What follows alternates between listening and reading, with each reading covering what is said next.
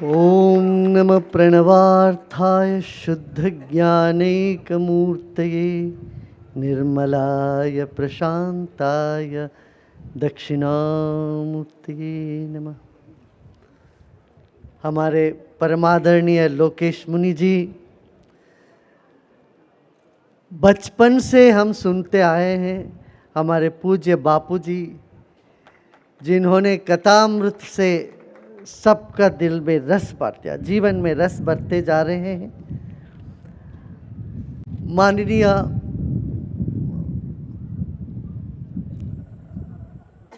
भारत के गौरव श्री राष्ट्रपति जी, भूतपूर्व राष्ट्रपति जी कोविंद जी, आपका कई बार आपके साथ बैठना हुआ, पहले भी अभी भी। आप में जो विशालता है, अभी वन नेशन वन इलेक्शन पे आप काम कर रहे हैं, हम आशा करते हैं आप इसमें सफलता पूरा हासिल करें। और प्रदेश के मुख्यमंत्री जी, हरियाणा को जहां हरि का आना होता रहता है, ये हरियाणा, आपने यहाँ पर ये भव्य महल करके ये पीस सेंटर बना के इसी में संदेश दे दिया। इसको देखेंगे बाहर, लोकेश मुनि जी इसको ऐसा किए हैं, बाहर देखने से यूरोपियन आर्किटेक्चर है, अंदर हिंदुस्तानी है। एक गाना भी है ना, मेरा जूता है जापानी का मगर दिल है हिंदुस्तानी। ऐसे इसके जो इसको देखने से पूरा यूरोपियन का ये बिल्डिंग वहाँ से उठा के यहाँ रख दिया लगता है, मगर उसके अंदर जो मौल्य है वो भारतीय है, भारतीय ही रहेगा। हमारे प्रिय लोकेश मुनि जी देश का गौरव है, और क्या बताऊं, इनके वाणी में सरस्वती है ये, और इनके सामने कोई बोल नहीं पाएंगे। और मैं विनोद में बोलता हमेशा, आप आते हमको फंसाते हैं, और हमसे ऐसे प्रॉमिस ले लेंगे इस प्रोग्राम में आना, वहाँ आना। मैं ना नहीं करता, मेरा ना करने का मेरा स्वभाव नहीं है। मैं कहता हूँ देखिए आपने अपना चालाकी कर ली। इसीलिए आज जैना का निवेदन किया है कि शिकागो में जैना कन्वेंशन के कीनोट स्पीकर आप होंगे। अभी हमारे पूज्य मुरारी बापू जी ने बताया सहनशीलता के बारे में। देखिए हमारे भगवान कृष्ण ने क्या कहा, युद्धाय विगतस् ज्वर, युद्ध करो मगर ज्वर के साथ नहीं। ज्वर क्या करता है, तुम्हें खुद को हरा देता, तुम्हें खुद को नुकसान पहुंचाता है। प्रतिक्रिया नहीं करना चाहिए। सहनशीलता माने क्या, प्रतिक्रिया को रोकना, मगर क्रियाशील नहीं रहो, ये नहीं है बात। मैं कहता हूं कि प्रतिक्रिया मत करो।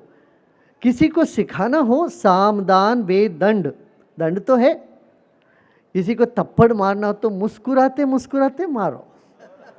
ये माँ भी थप्पड़ मारती है, मगर वो हिंसा नहीं माना जाता है। माँ का थप्पड़ बच्चों के लिए सीख होती है। ऐसे ही शस्त्र संरक्षिते राष्ट्रे शास्त्र चर्चा विधीयते, जहाँ पर शस्त्र से एक राष्ट्र मजबूत होता है, तब उस राष्ट्र में शास्त्र की चर्चा हो सकती। इसलिए यहाँ बैठे हुए सारे सिपाहियों से मैं ये कहूँगा, आप इससे कोई आत्मग्लानि मत करिए। आप अहिंसा के स्तंभ हो, आप खुद अहिंसा ही कर रहे हो। हिंसा को रोकना भी अहिंसा ही है। सिपाही क्या करते हैं, हिंसा हो रही, अन्याय हो रहा है, उसको चुपचाप सहना, ये अन्याय है, ये हिंसा है। अनुमोदन भी हिंसा है, हिंसा का अनुमोदन भी हिंसा है। हिंसा को रोकने के लिए सिपाहियों की बहुत आवश्यकता है। यही सत्य सनातन धर्म। आपने कहा सब अपना धर्म छोड़ देते हैं, मैं ये नहीं कहता हूँ धर्म नहीं छोड़ोगे, धर्म में आप रम जाओगे। अपने धर्म में रमते हो तो अध्यात्म खिलता है। और सब वाणी से नहीं, मौन से। जहाँ पर वाणी समाप्त होते, जब वाणी भी नहीं पहुँच पाती है, वह मौन है। मौन संदेश ही जैन धर्म का मुख्य है, ध्यान ही जैन धर्म का मुख्य संदेश है। भगवान श्री कृष्ण ने 6वें अध्याय में यही बताया ना कि सबसे बड़े कौन है, ज्ञानी से दानी से सबसे बड़े योगी बड़े हैं। क्यों? योगी अपने में जाते, मौन में जाते। मौन, ध्यान, ये बहुत आवश्यक है जीवन में।